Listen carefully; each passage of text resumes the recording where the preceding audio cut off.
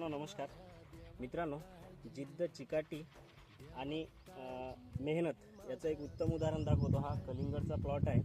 हे बघा, डोंगराळ रान आहे, डोंगराला लागून आहे एकदम. इथे यांना कितीतरी समस्यांना सामोरे जावं लागत असेल.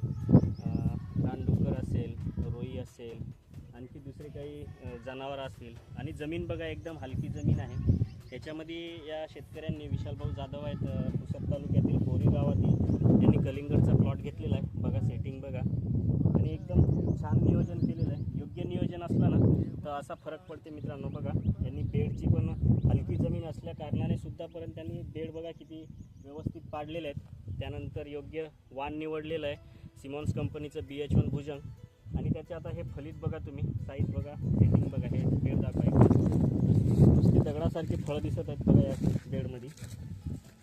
साईज दाखवा, ही समोर सेटिंग, ह्या दोन्ही बेडची सेटिंग दाखवा.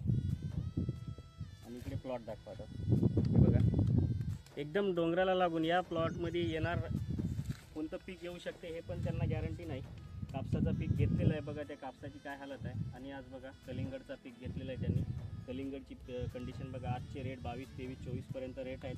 त्यांना 23 रुपयांनी हा प्लॉट मागितलेला आहे ऑलरेडी एका व्यापाऱ्याने. त्यांनी थांबून ठेवलं आहे, 2-4 दिवस वेळ आहे म्हणून. शेवटी आता बघू याचा पैसा होणार आहे या प्लॉटचा. अशी मेहनत जर असली ना शेतकरी मित्रांनो, नक्कीच आपला पैसा होते. धन्यवाद.